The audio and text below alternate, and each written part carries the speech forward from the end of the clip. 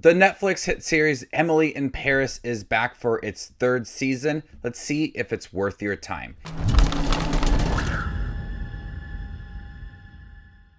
Hey everybody, my name's Justin here. I try to watch everything that hits theaters and on streaming services like Netflix. If you guys are like me, make sure to hit the subscribe button down below for more up and coming content. Leave your thoughts down below for the latest season of Emily in Paris. Emily in Paris for me is a guilty pleasure. I understand that it's not like the best thing ever made, but I thoroughly enjoy all 3 seasons of Emily in Paris. So going into Emily in Paris season 3 on Netflix, I was really excited for it. Seeing at the end of season 2 with Emily having to make the decision who she was going to work for. Was she going to work for Sylvie or was she going to work for Madeline? That was like the cliffhanger at the end of season 2. And season 3 does explore that, but really goes in depth with Emily's time in Paris as she's dealing with relationships with her boyfriend Alfie, and then her job as well. How can she juggle all of this within 10 episodes? And I think that season 3 does a nice job of balancing that work and personal life for her as she's contemplating going back to Chicago, or does she stay in Paris? She really loves being in Paris, and we kind of see that in here and the struggles that she has making these decisions. But season 3, we're still adding more depth to Emily and her time in Paris. We focus a lot on her relationship with Alfie. We established that at the end of season 2, and it's pretty good in season 3. The problem with the relationship with Alfie is that you still feel that she is connected to Gabrielle and they have that relationship. It's more just work friendly in season 3, but there are times where you still question, are they in love? Will they end up together? Though I like Alfie in here as a character, it's really hard to justify their relationship and get connected to it. And all the moments with Gabrielle in here, because I like him and he has enough in here to establish him as a main character and really challenge Emily and Alfie's relationship. So it's really hard to get invested in his story. Also Camille as well, as she's dating Gabrielle. But throughout the 10 episodes, we have that struggle of these realistic relationships and the challenges along the way. But since Emily has to make a choice, does she work for Sylvie or does she work for Madeline?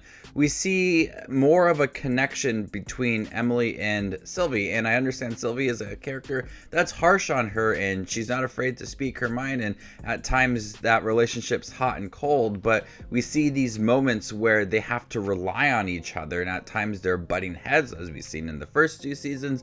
But we get a lot more of Sylvie and how she feels about Emily and what she would do without her or with her as well. So we see that kind of growth for Sylvie in here. I feel like there's more time given to her in season 3 compared to previous seasons. Then we also get a lot more of Mindy, Emily's friend in the series, and relationships that she's juggling as well. What does she want out of her career?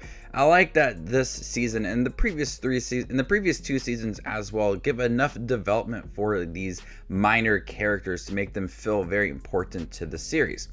But season 3 just explores a lot more of work and relationships. I feel like there was a lot more work in here and trying to juggle different positions and how it does affect relationships. At times things have to end, or you feel like they are going to come to an end because of how invested Emily is with her work. But I like that she has to reflect on her life, and does she go back to Chicago? Does she stay in Paris? There's a lot of things that she loves within Paris. But also we see how important Emily is in this position and her job. People are starting to recognize her and trust her and give her these big tasks. And so you feel like she's going to stay in Paris and she's going to take these new positions on. And we see her a lot challenged in here. And Lily Collins is so good in this role. She creates that really bubbly, energetic character that I've loved to watch. And I know, like I said, it's not the best thing ever, but it's a really guilty pleasure for me. And I like the characters, I like the storylines, I like the setting. I'm able to easily binge this series and dive into these characters and their stories throughout. So overall, Emily in Paris season 3, they really gave a lot of time to certain relationships, and it's hard to feel invested in them because you still feel like there's certain connections.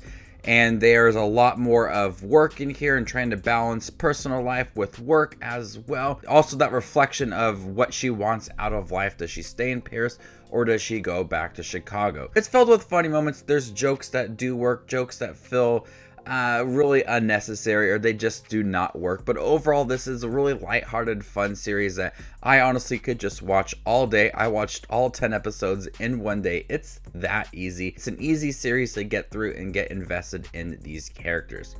So before I give you my score for Emily in Paris season 3, make sure to check out my channel. Here I do movie reviews, trailer reactions, ranking videos, tier lists, all that fun movie related content that you see on YouTube. I do it all here, so hit that subscribe button to get it all in one spot. I'm gonna go ahead and give Emily in Paris season 3 a B.